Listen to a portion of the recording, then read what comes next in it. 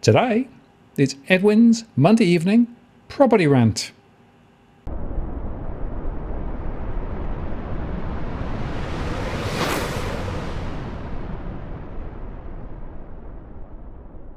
Hello again, it's Martin North from Digital Finance Analysis, one latest post covering finance and property news. Another Monday evening, and Edwin is back for another rant. Hi, Edwin. How are you going?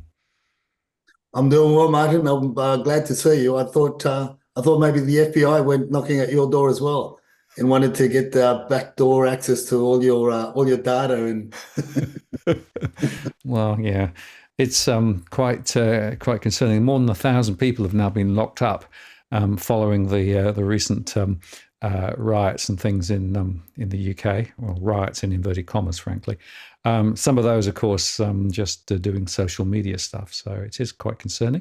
But I suppose if you were using some of those messenger apps, then you might be concerned too. yeah, well, this is what I was worried about you, Martin. You got some valuable data there. All the particularly all what's going on in the households in Australia.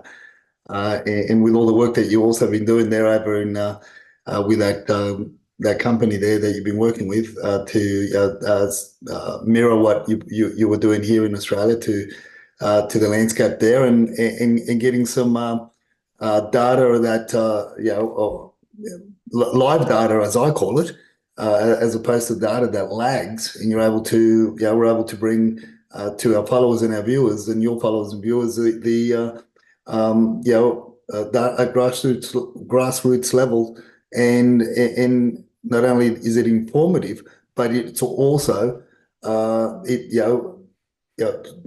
lagging. There are many websites, and I know you had one of those funny websites on your show during the week as well. And I don't think you liked the fact that I brought up the question about where does he obtain his information, and how far is the lag.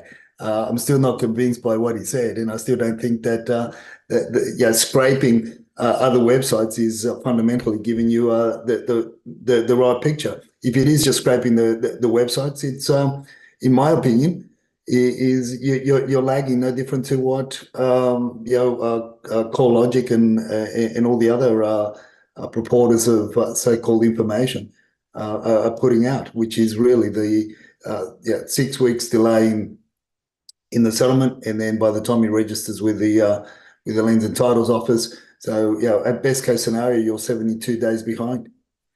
Well, that's a very important point, Edwin, and you and I have been talking about this for a long, long time. And unfortunately, the property portals generally are actually getting less and less useful in terms of the information that they aren't providing. For example, a lot of sale prices are never actually reported on the publicly available portals. And as you say, there's this massive lag between what may happen with regard to an auction and what actually happens when the settlement comes through, and the settlement is actually then locked in. Quite often prices get changed afterwards and all sorts of things, and that isn't reflected. So it is very important to understand that a lot of the information that's out there in mainstream media land and in mainstream property portal land is frankly deceptive. And that's why I guess this rant's pretty important, because what we try to do is to bring to our viewers and followers a little bit more of a sense of what's really going on. And, we've been talking about for some time the pressure on households. And we, for example, saw this article this week that says that half of the state's frontline workers are taking on or considering a second job. That's findings from a Unions New South Wales survey of more than 7,000 union and non-public sector employees. And that's a really important point, because many people, of course, are really struggling at the moment with all sorts of pressures. Another one, of course, that came up and was reported, we've been talking about this already, insurance costs are going through the roof, and many people are now underinsured or not insured, which, of course, leads to big issues. Insurance costs have been leading the inflation charge and are still much higher than previously. And then the other one that's worth reflecting on is the auction clearance rates. The mainstream media reported that CoreLogic said 71.4% of clearances, but of course, and I know that those clearance rates are pretty Mickey Mouse. And as one person on Twitter said, Can you believe the lies in the mainstream media? The real clearance rates are only 42%. Only SQM's data is credible. I think that's probably true. And in fact, I made a show on that yesterday. Is property springing into life or catching a cold? And I guess the critical issue, Edwin, is that where you get your information from is pretty important, right? Because if you're actually going to swallow the mainstream waffle, then you're going to be misled about what's going on in and around the property market. And as with all of these things, what's actually going on and what is being reported often is not necessarily completely the same. And here's a good example. This was actually an article that came out, said cheaper than a decade ago.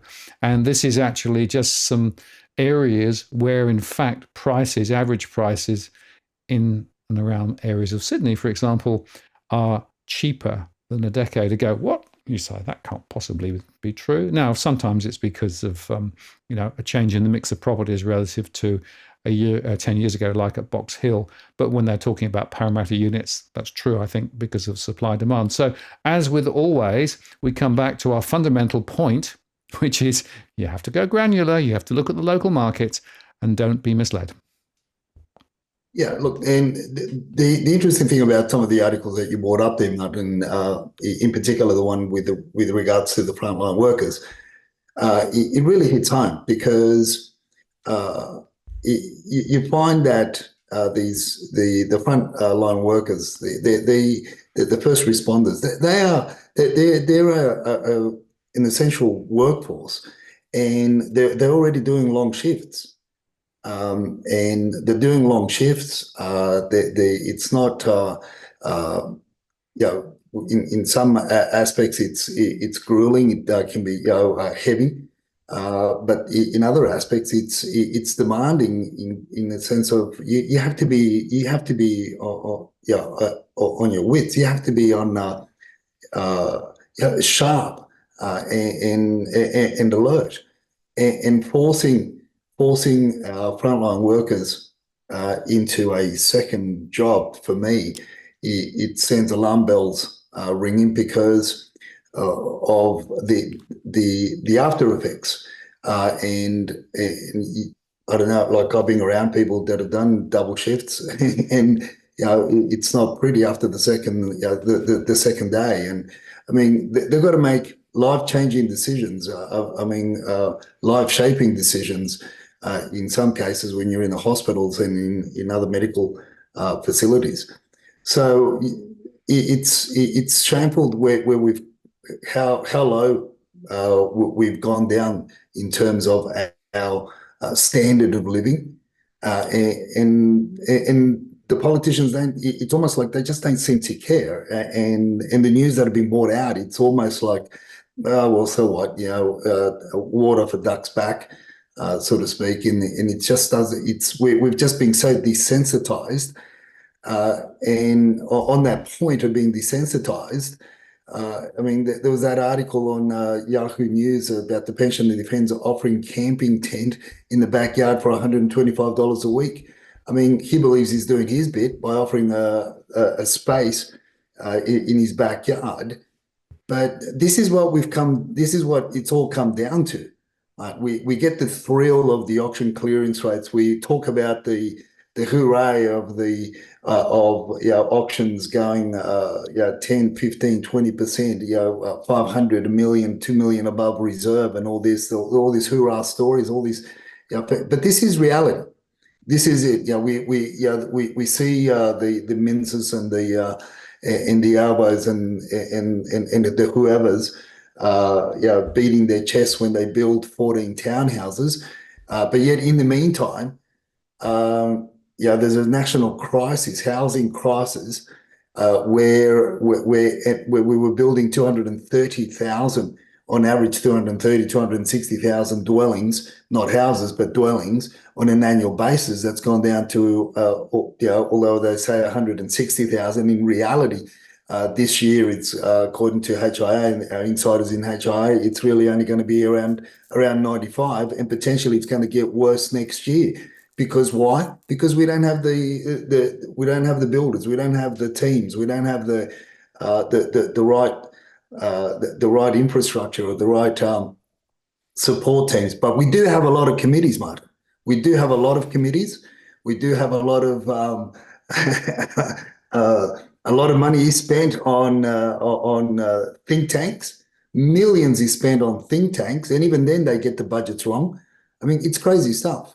And this is where you and I and our followers, our viewers, we look at beyond the mainstream media. We look at beyond the reporting, and we avail ourselves with and equip ourselves with deeper information, and information from, you could say, from the horse's mouth and from other sources. And we're able to form the opinion. At the end of the day, we're in deep caca, and it's not going to get any better soon, unfortunately. And we've got to brace ourselves for the next 3 to 5 years at least. No, I think you're right. And it was interesting. I don't know whether you saw Christopher Joy's most recent article, but it was actually quite interesting insofar that he talked about the bubbling up of home prices and making the point, we've been making it, of course, that Victoria's never-ending taxation appears to be precipitating an exodus of people and capital to more economic favourable destinations. Yeah, well, we've been speaking about that. And he's basically talking about what the RBA is doing and needs to do. And they've sort of introduced forward guidance. It didn't work last time, but why would it work this time? Which is quite interesting. But I actually think the most important headline over the last week was this one, Edwin, that China has suspended steel plant approvals. Beijing has abruptly suspended its system for approving new steel plants as the government responds to a deep demand slump that has crushed industry profits and fueled a surge in exports. And they say that the world's second largest economy has grappled with weak consumer demand and the prolonged property slowdown, prompting greater intervention from policymakers in recent months to shore up confidence. And then follow that through, bingo, China's harsh winters spell economic pain for Australia. The plunging iron ore price could leave a $3 billion hole in the federal budget. The price of iron ore, the key steelmaking ingredient, collapsed to its lowest level since 2022 this month, having plunged more than 30%.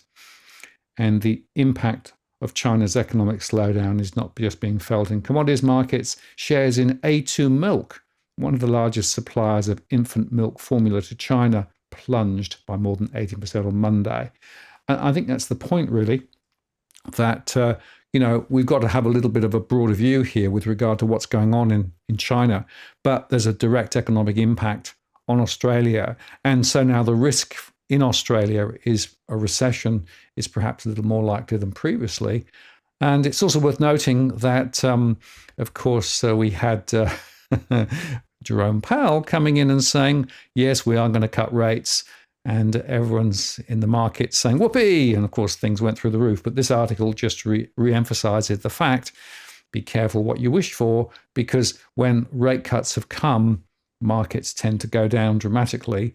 And of course, if US markets go down, that's going to have an impact locally. It's all going to have an impact on the local bond market as well. So we are in a very, very uncertain environment.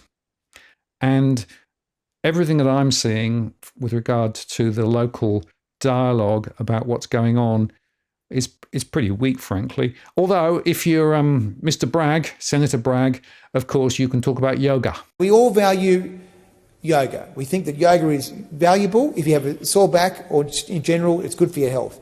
But right now, the country is in great need of people who can build houses. And yoga teachers are very virtuous people. But we need more builders than we need yoga teachers right now. And the reason we haven't had any more builders or tradespeople is because the CFMEU told the government, no, we don't want people who won't be members of our union, so don't let them in the country. Instead, we've got all these yoga teachers. Very good people, but right now the need for us as a country that is going backwards on housing construction is people who can build houses. Because 8 years ago, we were building 230,000 houses, and this year we're building 160,000 houses, with a massive influx, over 1 million people since the election.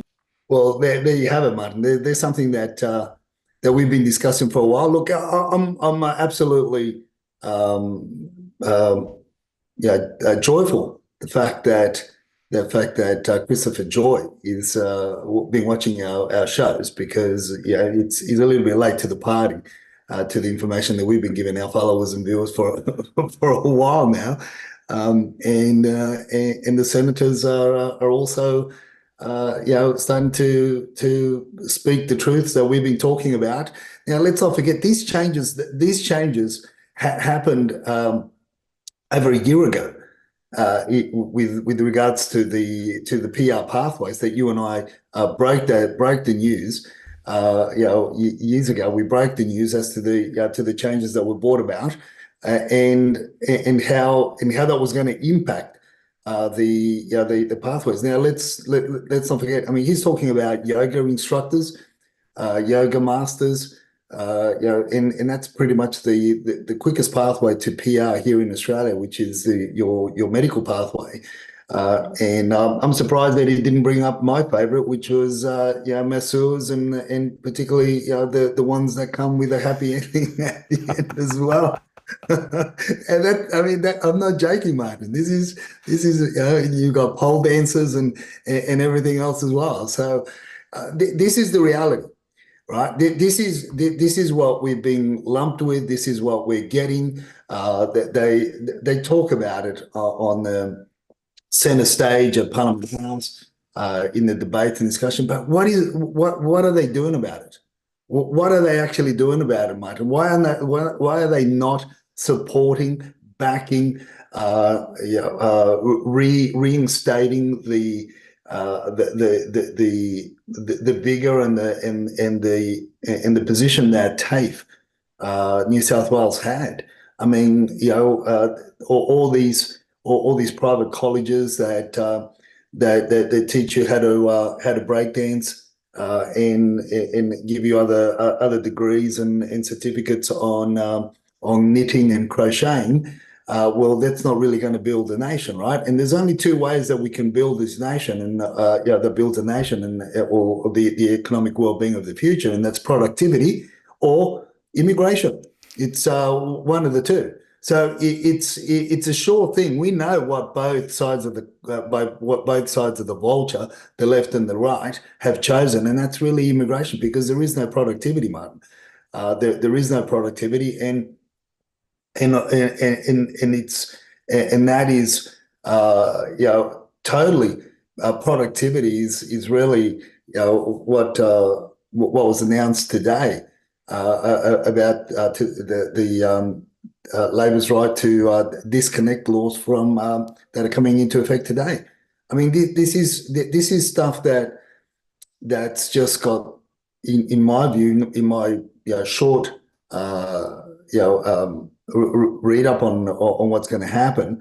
It's incredible. We're really, my summary today, after reading some of these articles with regards to these right to disconnect laws, my summary is really, it's all geared and centered around big business, right? Because they can get away with it. They can afford this sort of regulations and legislation, but small business can't. The small business operator can't. The small business operator that has a team of 2, or has a team of 3 or 5 for that matter, or even 10, that they won't be able to. And all that's done is empowered some of the underlings to voice something and to make complaints. And it's horrendous when you get taken to through these regulatory bodies, through to when people make complaints. But I think the person that best, one of the best comments I saw was Jake's comment on his Twitter post there, and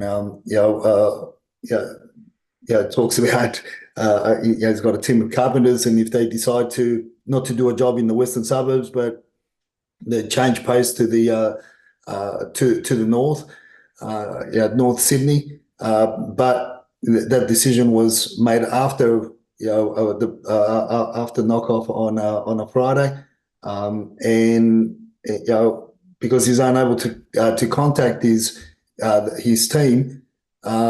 Basically, they're all going to go to the western suburbs when the job's over in north. So he spells it all out.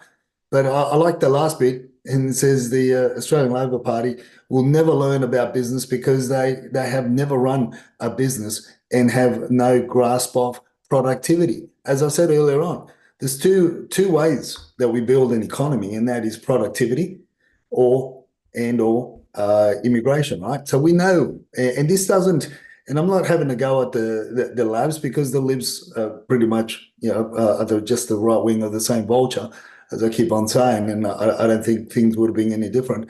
And this is where we are now. This is where we stand with China. So we're basically now going to remember what the WeChat Charter has said.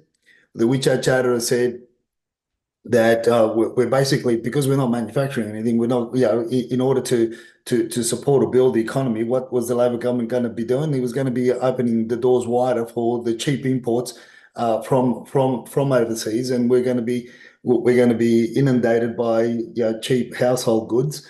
I'm already seeing a lot of BYDs, the Chinese electric cars, which I wouldn't step inside one of them even if you gave me $1 million. That's how dangerous they consider it over in China, and yet we're importing this cheap crap over here. Let alone all the cheap materials that are now coming over. So we're beholden to China in more ways than a lot of people think, and this is the consequence of the policies that have been run by both sides of the fence, and here we are. But we know where they stand, and that is full throttle on immigration, and you can whistle Dixie on construction. Absolutely. And it is amazing when you actually think about what's going on. All of the levers that should be being pulled aren't being pulled, and a whole bunch of other ones are being pulled. And you mentioned earlier on about the committees and the fact that committees are rife. Well, there was a very interesting article which is directly relevant, I think, at this point, which talked a little bit about the New South Wales Fair Trading results. And this slide really shocked me.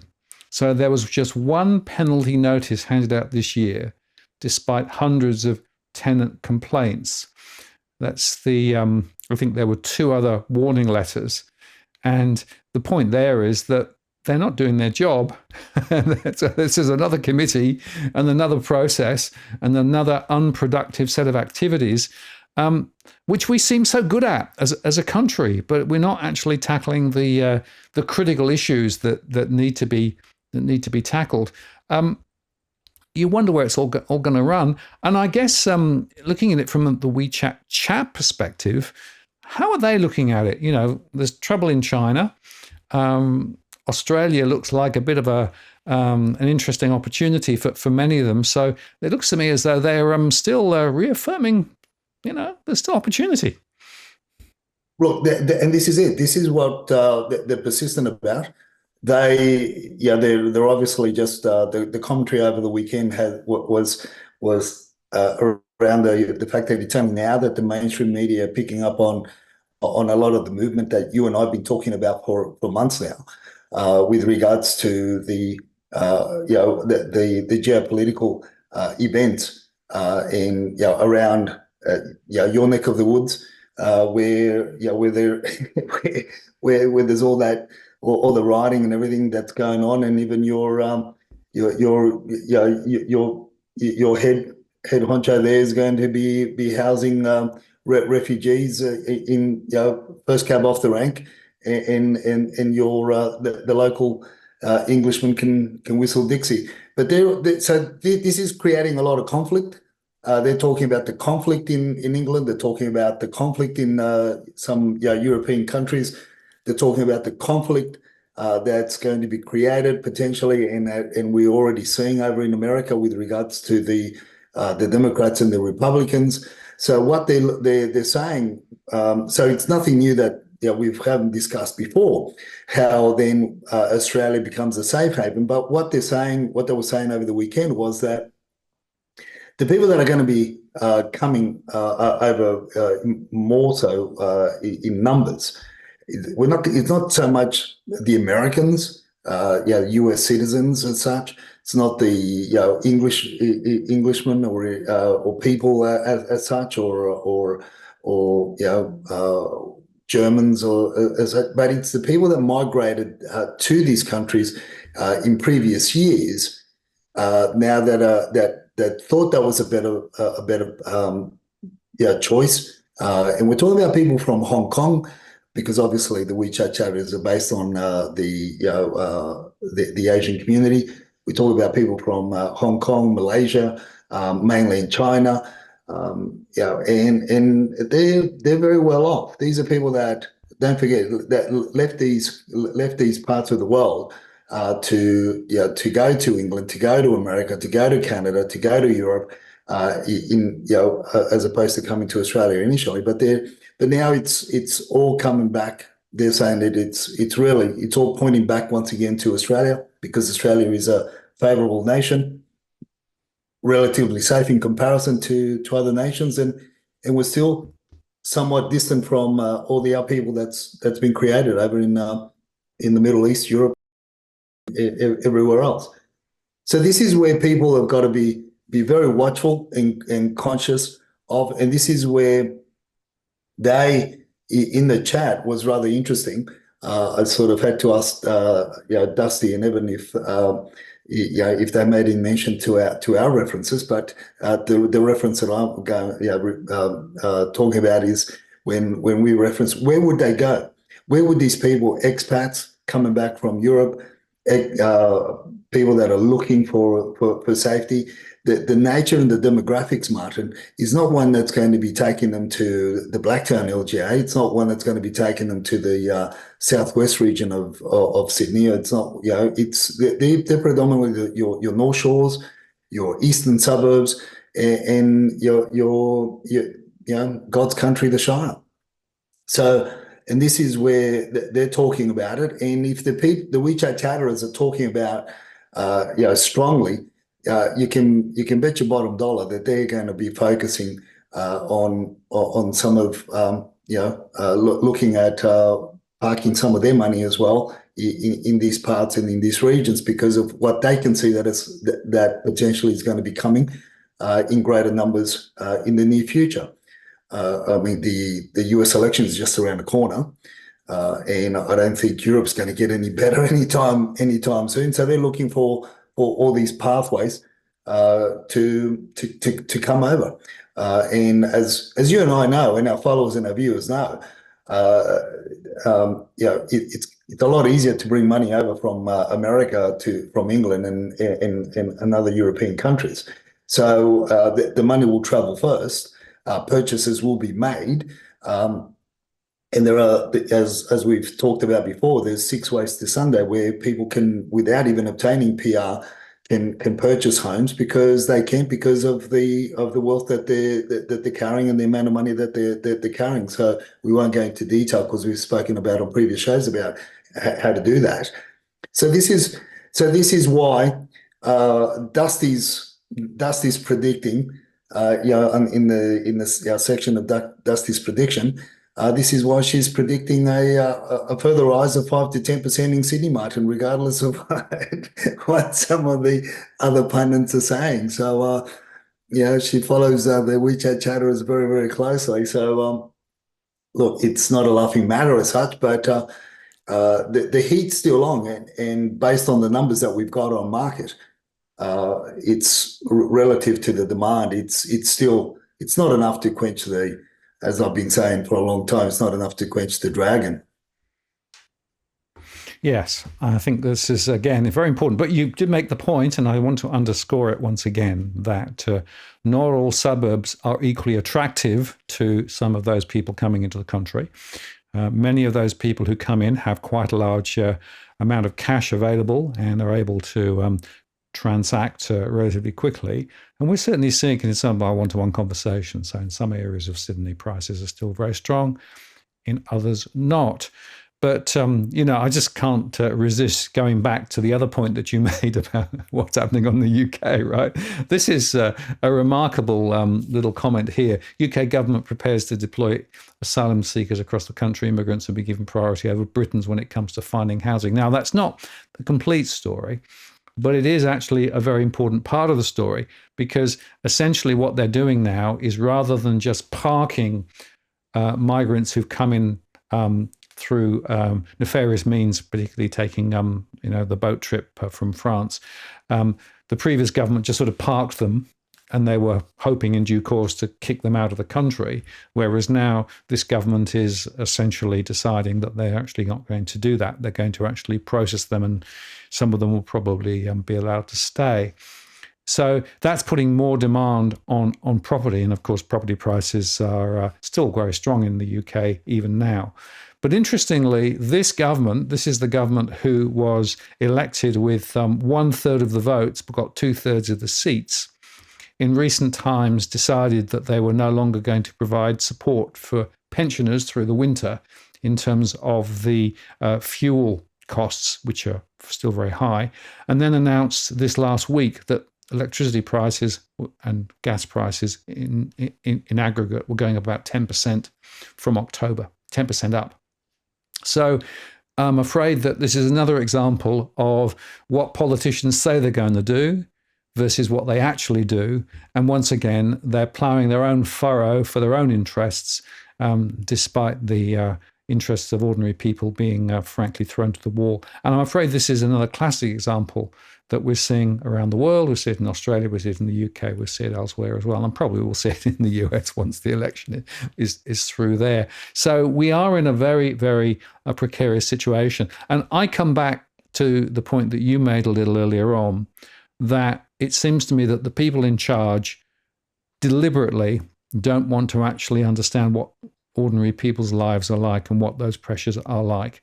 And they make these highfalutin statements and all these promises, but when the real rubber hits the road, as it were, you can see that they're not actually really supporting ordinary people and ordinary businesses. And that's a problem on both sides of politics. It's a problem in the UK, it's a problem in Australia. And it comes then back to, well, who are they supporting? And actually what they are supporting is predominantly big businesses. In Australia, of course, the construction sector are still reaching for more help. If we're going to build more stuff, we know we need more government help. Migration is still the lever of choice in terms of actually creating momentum in the economy, despite the fact that everything is looking a little bit sick. But never mind, because now we know that there's been an agreement reached, and now the Liberal and Labour Party have agreed that the RBA, well, they're going to keep the emergency override decision for government to overturn RBA decision. And the entire existing RBA board is going to move to the new interest rate setting board. There's going to be legislation to go to Parliament before the end of the year. So that's going to solve everything, isn't it, Edwin? That's going to mean that everything is magically going to now go right. Yeah, that's it. That's it's the uni party, right? that's the crux of that's the solution. I mean, on that note, folks, thanks for watching Monday Night Rant, because the bottom line is we're stuffed, we're screwed. Look, but is it any wonder, man? We've been saying this for how long now? For the last few weeks, we've been saying watch this space, because it's also in my opinion, it's also the pressure that the Labor government's getting from the Greens. I said before, and I'll say it again, that in my opinion, that's my personal opinion, that the Greens have got the thumb on the scale when it comes to they want rates to come down. They don't understand what's going to happen. They don't understand that without the supply side of things, and not putting a halt to the demand side of things by way of immigration and other government policies, and really kickstarting and cranking up construction, that's just going to fuel the price of housing it's going to take it to another level that we haven't seen. But that's where we're at. That's what I said 3, 4, 5 weeks ago, where we've known, we've talked about it, and we've sort of skimmed the surface of saying that the RBA is not really independent. But now this is going to be basically it's pretty much going to be etched in stone now. This is it. This is where there is no independency. There's no if I don't like your decision, I'll just reverse it, and that's it. So be it. The rest of fake and whistle Dixie. But there's another report that came out. MPs. $405 million property empire exposed. I mean, this is just a slap in the face for what they're trying to do to the everyday person, everyday Joe, that's trying to get on the ladder, and it's not even as much as trying to get on the property ladder, but it's also just to have a rental property with some sort of comfort, some sort of enjoyment, some sort of security for the next few years, whilst they get the life in order and get the life piece of life together, so that they can get ahead and go to the next level if they so wish to. But we don't have any of that. So all we've got is the politicians investing more into real estate. And there was another piece that George from ITC put up on Twitter, and that was that John Minns has just been pretty much taken over the coals, because he's got my understanding of that article and the conversation with George was that between him and his family, proprietary interest or interest in a real estate, an independent real estate office. So this is the commissioner for better regulations in strata in residential property, has just been turfed because lo and behold, there's something like they've got something like hundreds of thousands of dollars, $750,000 or so or thereabouts, vested interest in a real estate company. And this. So was it any wonder why George and I couldn't make heads or tails as to why he didn't want to listen to some of the potential policy changes that could be implemented straight away. But now we know it's because implementing the changes that we were suggesting would mean that his vested interest, him and his family's vested interest in the real estate company would diminish somewhat, because that's so it wasn't beneficial to his to his needs. So this is the position that we find and we face, and as you said, Martin, and it's something that it's not just happening here in Australia. It's happening all over the world with all governments that seem to be in control and seem to have that love for property and love for wealth. Well, it's a simple solution, you see, and unfortunately, it's not necessarily an effective solution. But of course, there is always some good news amidst all the doom and gloom. CBA announced that they're actually going to cut their interest rates for new borrowers by a massive 0.25 percentage point to 6.89% if they have a 20% deposit. And for those with a bigger deposit, loan prices will fall by 0.2 of a percentage point. Now, there's a very interesting commentary here, which people didn't notice when they actually picked this up. The first part, of course, is that what we've seen is a significant reduction in term deposit rates recently. So banks are trying to make more capacity to be able to actually compete into the spring selling season. But the other point in this article, which is really interesting, was that the CBA has tended to have more expensive mortgage rates. And in fact, the commentary here was that the CBA priced home loans at a premium before the cuts. And they were also one of the most active in providing customers with below the line discounts. In other words, the rate that's posted is not the rate you can negotiate.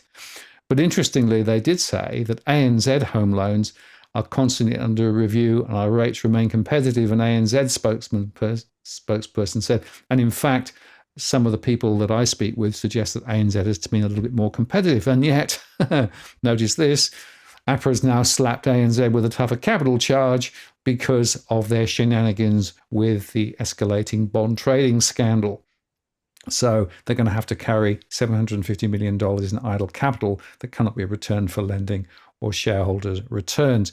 So it's quite interesting just seeing what's going on. Now, my point in all of this, Edwin, is that this slight move in interest rates, which was really amped up by a lot of the property people that I spoke with, said, see, rates are coming down, get into the market and buy now.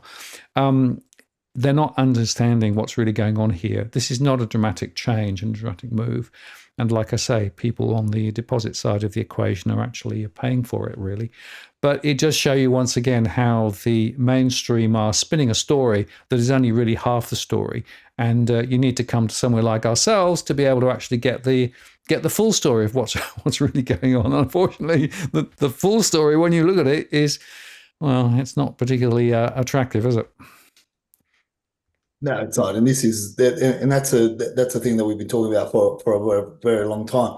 Then you start breaking it down, and look, when you start breaking it down, then you start dissecting it all up, and you get a better understanding, and we've also been somewhat fortunate that we've linked up with the WeChat chatters and other groups that are able to keep us abreast and keep us ahead of the curve when particularly for our clients, on my side of the fence, in terms of the wanting to buy and a lot of first-time buyers that are wanting to enter the market. We've been able to navigate through some of these things that aren't really shared on mainstream media, and we're able to help them in better ways than what we would have years ago.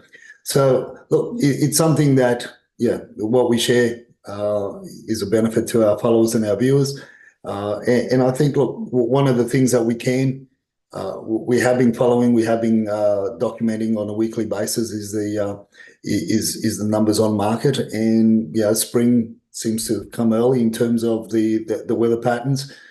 So the numbers are rising, although be careful as to what area as well, as you said, and what type of property. We've got a big rise in numbers in terms of apartments, as well as the blocks of land, which sort of, but in freestanding homes, they seem to be pretty much tracking on par with last year.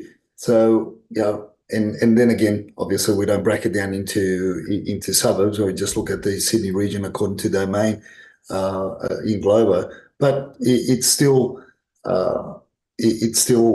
rising nevertheless. And there are some pockets of Sydney. There are some parts of Sydney that the agents that we talk to have had noticeably stronger calls for what we call the CMA, which then converts into a property going on the market. It's a comparative market analysis that agents get called in to give the owners an opinion or a view as to what they could potentially get for the property. So they've had more calls for CMAs across some parts of Sydney. Some areas are going to be looking healthy, but others are still very dry, very little by way of choice, and it's driving those markets. So you just got to be careful. Spot on, absolutely right. And of course, a lot of properties that are coming on the market are ex-investment properties, need a lot of work, etc. But let's just look at the numbers in a bit more detail. So last week, on the 19th of August, there were 17,670 properties listed for sale. This is using the Domain definition of the Sydney region. And it's interesting to note, as you say, that the house, apartment and townhouse numbers are shown there. And then if we jump forward, It's now 18,099 and it's gone up. But as you again say, if you look at the land and if you look at some of the apartments, they're going up. Houses are pretty much static. And in fact, if you look at the chart, you can see that we're tracking ahead of last year by a reasonable margin. But as we often say, Edwin, whilst it's slightly better than last year, the absolute number of listings is still relatively low. And very importantly, the quality of the listings.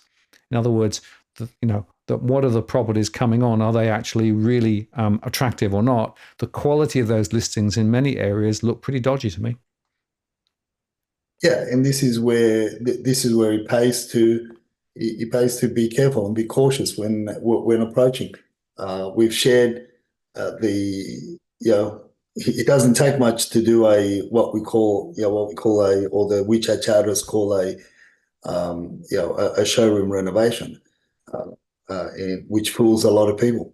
And the agents use that as a tool, as a means to obtain more for the property. And unfortunately for the ones that fall for it, and they pay more than what they should have for something that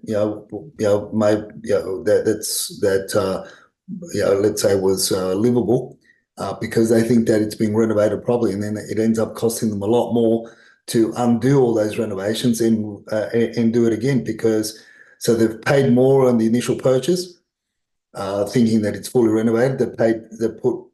Added to that is the extra emotion payment, the extra 5 to 10% tab for emotion, and then there's your 5% for rectification. So later on, because it all falls to pieces and you find out that things weren't done properly as they should have been. So that's the unfortunate thing, Martin. But as we say, our followers and our viewers know better. Spot on, they do, absolutely. And let's look at the Melbourne situation, which is quite interesting because on the 19th of August, there were 27,642 properties in the Melbourne region as defined by Domain, and houses were at 14,227. Keep that number in mind, jump forward a week. And you can see there that on the 26th of August, the numbers jumped up to 28,098 and the houses were 14,570. So once again, we are seeing some significant increases in houses, other things too, which is quite interesting. Now, if you go back to Melbourne last year, on the 21st of August, it was 23,282. So let's just put that into context. So I think this is really, really important context, right? So 28 compared with 23. What's wrong with this picture, Edwin? Yeah, well, if you look at this, you look at the apartments for sale in Melbourne over the last 2 weeks haven't varied a great deal. Yeah. And in terms of your houses, so apartments from sale from 2023, around about the same week last year to now, there's a difference of about 1,000 apartments on market. But in terms of houses, there's over 3,000 more freestanding homes on market in Melbourne than they had last year. But then again, it's because of all these taxes, all these the investors wanting to get out, and as I say, it's a different market. It's a different market altogether, and it's one of those markets that the WeChat chatterers, the silent tigers, don't really want to visit anytime soon. But because of the many, in their opinion, as what they say, the many obstacles that the government's put in place, not only the taxes but also the reforms to the Residential Tenancies Act down there with regards to minimum standards, which is not a bad thing, at all. But the way they've implemented, the way they've put it in place, it's just created too much upheaval there. And on top of that, my call from earlier on was that once this land tax really starts biting into the small manufacturing companies, And when I talk about small, I'm talking about the SMEs that may be operating small industrial complexes. They'll just they're already looking, and New South Wales becomes very, very attractive for them to pack up stumps and basically come over to New South Wales and reposition themselves in the outskirts of Sydney, where industrial land and these warehouses and facilities that they require are relatively cheap. More to the point, investors can bring in these people, because the overheads aren't as costly as what they are. Because governments think that holders of the land, holders of these properties, owners of the land and these properties, landlords, they think that they're not going to pass on those taxes or those added outgoings to the tenants. I mean, they really don't know. They really don't know what they're doing. So we're going to get that rise, and with that comes also the appetite for residential property, which once again we're not really building. Particularly out west, we're not really building as fervently as we should be, and they're not going to be wanting to move into apartment blocks in Penrith or in parts of the St Mary's or the like. They want big blocks of land with big homes on where the family can enjoy the lifestyle. So this is the dynamics that we're seeing, and we'll see more of it in coming months and early to mid next year, Martin. Because it's a get out of Melbourne episode. Well, I refer back to Christopher Joy's article once again. He did make the point. We've been talking about it for at least a year, and he's finally picked it up. So that's quite interesting. Let's look at Brisbane briefly. So the numbers in Brisbane: 3,572 properties for sale in the Brisbane region, according to Domain, on the 19th of August. Jump forward 3,725. So it's another rise, and still quite low and still quite high demand. And just looking at the auction numbers were, relatively strong. And in fact, the expectation is slightly more coming to auction next week. Although, as we discussed earlier, I think some of the clearance rates are probably a bit dodgy. And I have to say, Edwin, I'm still getting reports in my conversations on a one-on-one basis how agents are pushing people towards going to auction. And I keep coming back to this wonderful point. If you actually take a property to auction, the agent can charge you more, quite a lot more, for the marketing campaign and for the auction, etc., etc. So they make money on you, whether in fact you sell or not, and whether you actually get a good price at auction or not. And my perspective has always been that this is actually a bit of a wicked thing to do, but agents are still doing it. It's unless you know what they're doing, and unless you're standing with somebody that knows alongside of you, they will take you for a ride. That's the nature of that game, unfortunately. And the way we choose agents on behalf of our clients, when we do a consultation or when they appoint us as the consultants to manage the sale process for them or work alongside of them, it's totally different to what your normal person does, because they listen to what the selling agent wants them to do, as opposed to us dictating what we want them to do in order for them to earn the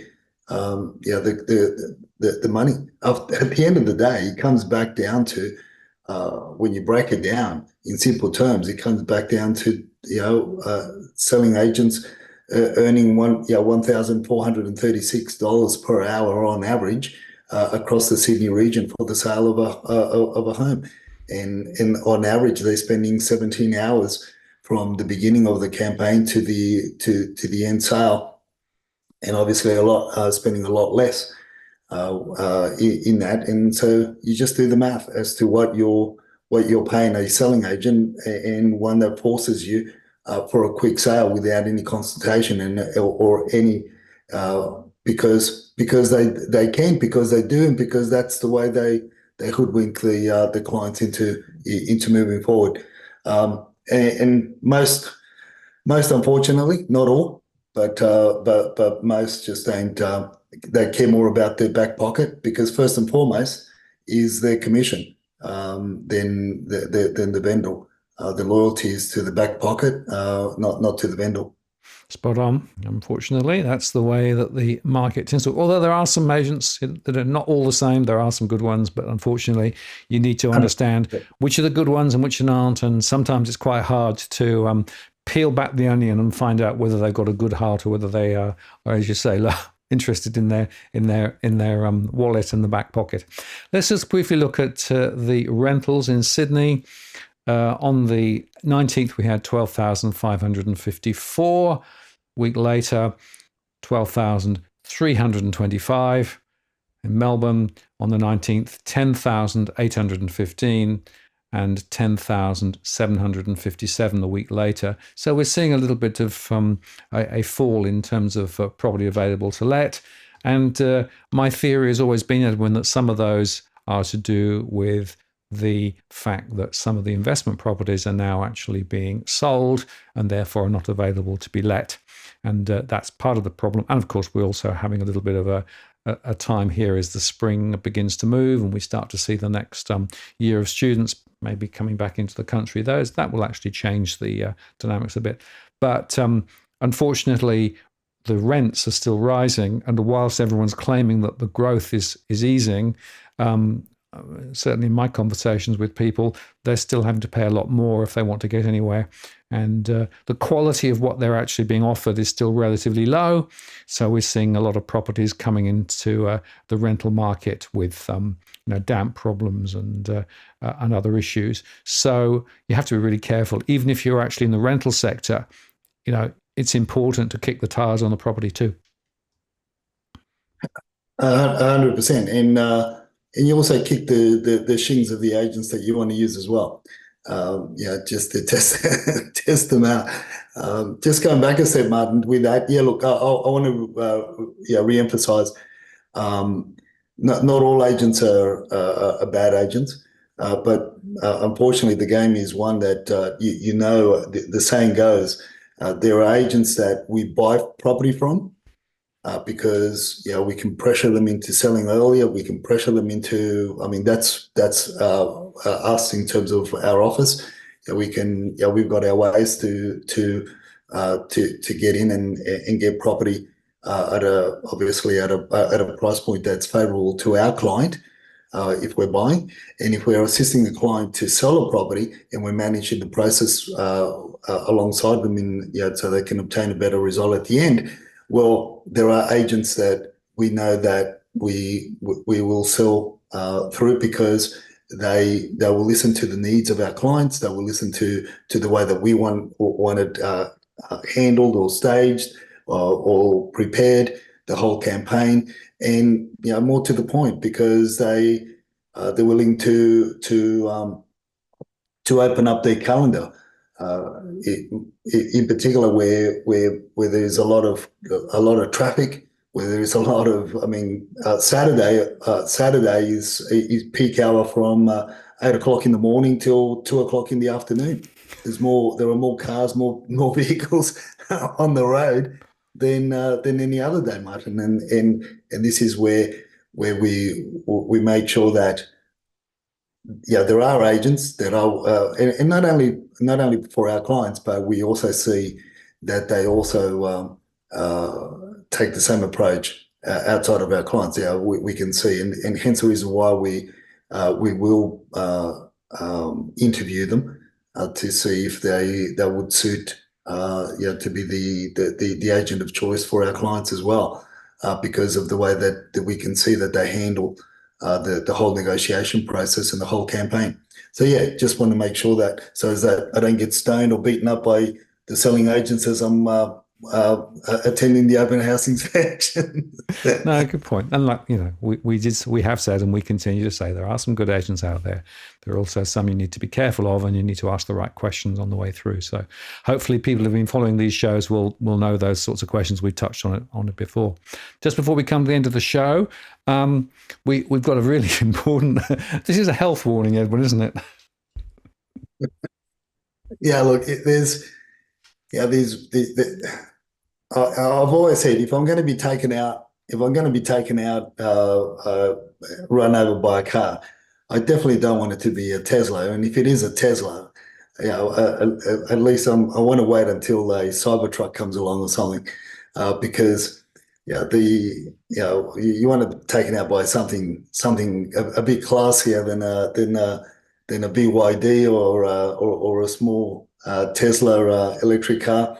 So we've been doing some work with a client over in the eastern suburbs, helping him prepare his property for sale.